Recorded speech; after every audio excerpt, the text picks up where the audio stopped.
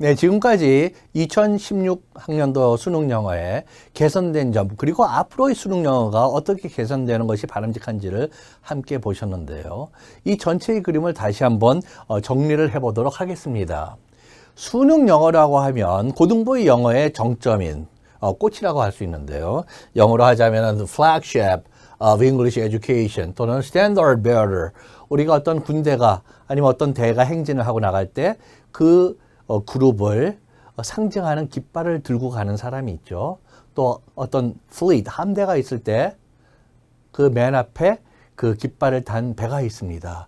그런 역할, 그런 flagship, standard bearer의 역할을 하는 것이 바로 이 수능 영어입니다.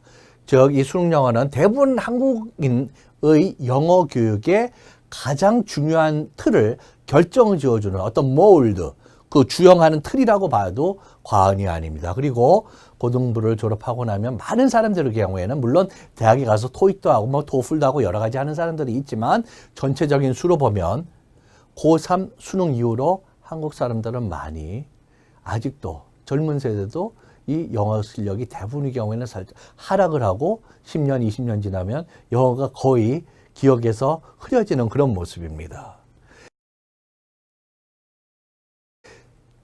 다행히 금년도 수능 영어는 여러 가지 면에서 언어 면에서 지성적인 면에서 양쪽 다 크게 개선이 되었습니다. 그리고 어떤 면에서는 아직 개선할 점들이 있다라는 것을 조금 전에 함께 보셨는데요.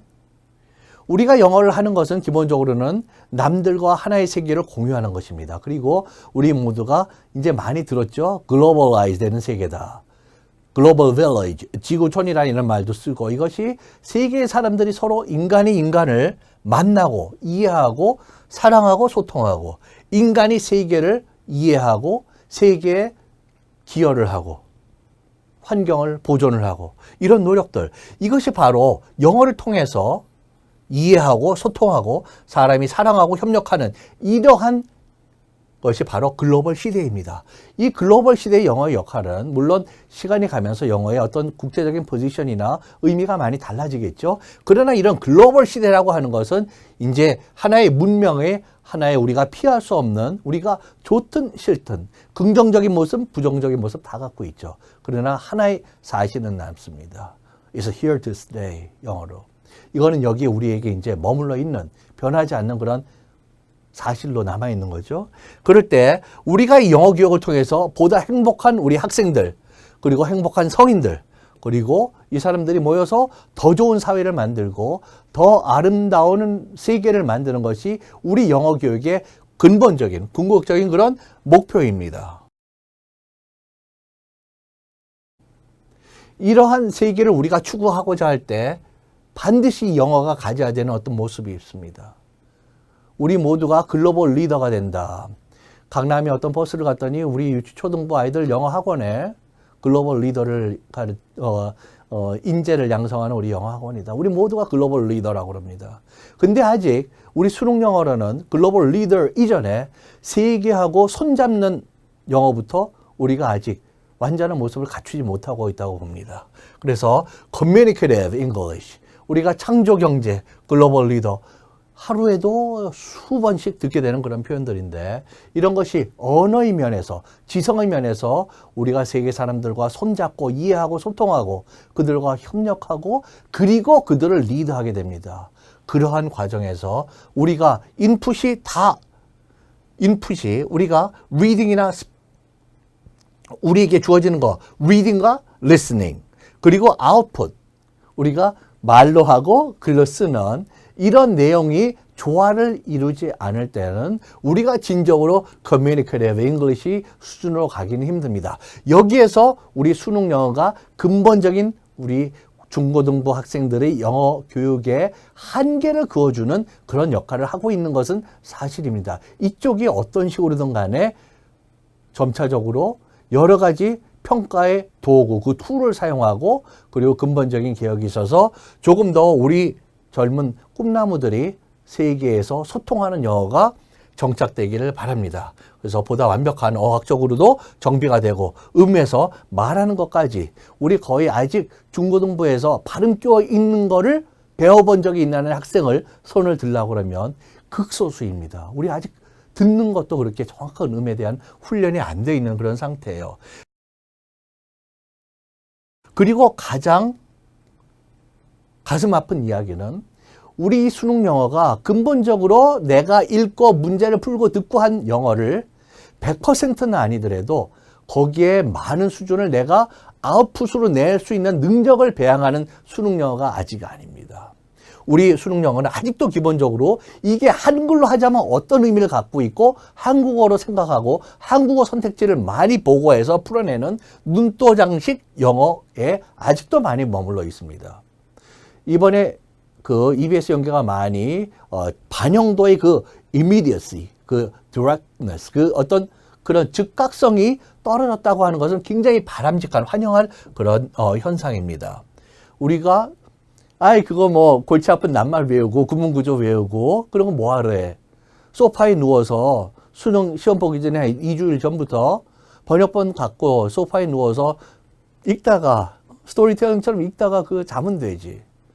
그 학생을 올바르지 않죠, 교육적으로. 그러나 꾸짖을 수만도 없는 것이 더 큰 비극입니다. 그래서 제가 그 소파에 누워서 공부하는 그런 현실과 실제 표현, 눈도장 영어, 그리고 영어를 정면으로 우리가 가르쳐 주지 못하는 그러한 영어 교육의 현실에 대한 그러한 코멘트가 여러 선생님들에게도 전달이 되었고, 함께 우리가 이 부분을 어떻게 교육적으로 현장에서 풀어나갈 건가, 그리고 이런 문제, 평가의 툴을 통해서 교육의 방향을 다시 바꿀 것인가, 이런 논의를 하게 됩니다. 그런 면에서는 적어도 현실적으로는 이러한 어떤 문장이, 예를 들면 세종대왕의 업적이라고 그러면 우리가 홍길동 출판사든 어떤 출판사든 우리가 세종대왕께서 하신 이 민족에게 준 훌륭한 업적들은 알아야 됩니다. 거기에 나오는 표현은 결국에는 무슨 뭐 훈민정음의 창제 이렇게 표현되죠. 여러 가지 그 업적들이 있지만 그것들은 공유되는 어떤 표현입니다.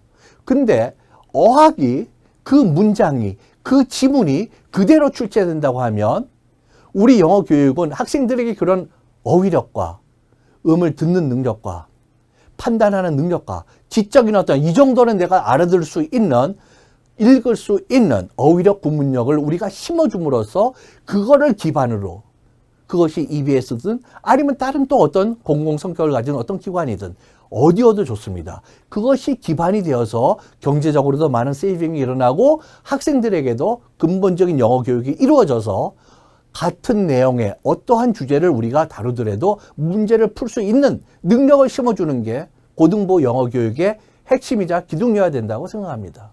이런 면에서 금년의 그런 작은 변화는 다시 한번 전적으로 환영하고요. 그런 것의 반영도가 계속해서 최소화되는 쪽으로 이런 변화를 가짐으로써 우리 학생들에게 나도 근본적인 영어 교육이 돼야 되겠다라는, 우리가 큰 틀을 다 혁명적으로 바꾸지 않더라도 조금은 더 보강하는 그러한 수능 영어로 정비되었으면 합니다. 그리고 아직도 계속해서 금년에 학생들 취향에 맞는 그런 글들이 들어오고 있는데, 끊임없이 학생들의 관심과 흥미, 학생들을 인게이지 시키고 파티시페이트 시키는, 그리고 때로는 학생들에게 감동을 주고 변화를 주고 가슴 뭉클한 어떤 그런 글과 말로 우리 학생들에게 나 영어를 배운 값어치가 있다, 영어를 통해서 넓은 세계를 이해할 수 있다, 영어를 통해서 세상 사람들과 주고받을 받을 수 있다는 그런 자신감을 심어주는 교육이 되었으면 합니다. 그리고 금년에 대단히 그 교육적인 그 균형 잡힌 지문들이 많이 등장했는데, 전 세계적으로 보면 이 주옥과 같은 지문들은 넘칩니다. 우리가 여기에 눈뜬 지가 그다지 많지 않습니다. 대단히 지문의 그런 글로벌 성격도 많이 뒤떨어져 있었고 그랬는데, 이쪽은 끊임없이 개발돼야 되는 또 하나의 그런 숙제의 영역입니다. 작년만 해도 20번, 21번 문제, 양쪽 문제에서 스튜던트하고 차일드가 나오는데 두 쪽에서 전부 대명사가 히로 받아집니다. 이게 만일에 영어권의 그런 문제라든지 선진국의 그런 지문이라면 교육적으로 바로 지적이 됩니다. 어떠한 그런 교육의 이 모의고사 쪽 문제였는데요. 학생 하나가 학교에서 지적으로 좀 교육 발달이나 성취가 좀 뒤졌습니다. 그 학생이 뭐라고 표현됐냐면 retarded student. He is a retard. Oh my gosh. retard는 교육의 현장에서는 이미 사라진 지가 오래됩니다. 그 학생에 대한 인격적인, 인간적인 존엄성을 완전히 무시하는, 우리가 이런 면에서 영어로 표현되는 지문의 세계의 그런 사회문화적, 교육적인 어떤 적절성이 다시 한번 검토에 그러한 레이더 안에 자리 잡기를 바랍니다. 그리고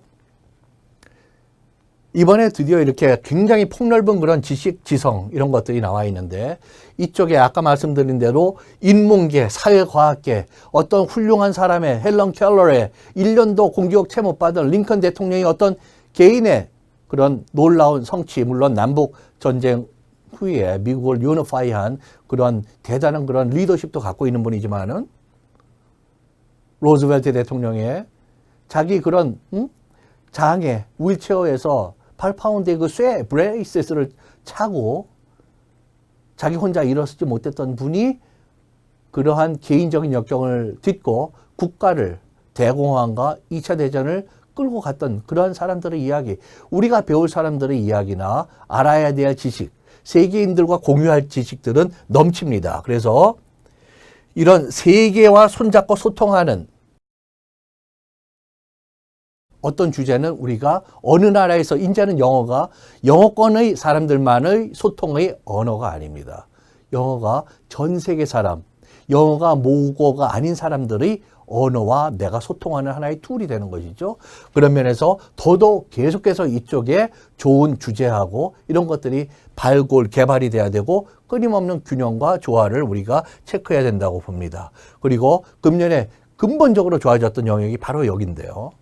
우리가 어떤 지문을 다룰 때 정설과 전통을 무시하고 비판과 창조, creativity, 창조성이라는 이름으로 전통과 정설이 그냥 땅에 농댕이 쳐지는 그런 것은 바람직하지 않죠. 금년에 이 부분은 완전히 해결이 된 그런 모습입니다. 끊임없이 우리가 그러면 비판적인 critical thinking, critical reading, 혁신적인 어떤 아이디어 창조 안 하느냐, 그것이 아니라 그것이 공평하고 정당한 그런 균형을 잡은 상태에서 지문들이 셀렉트되고 출시가 되어야 올바른 그런 것이죠.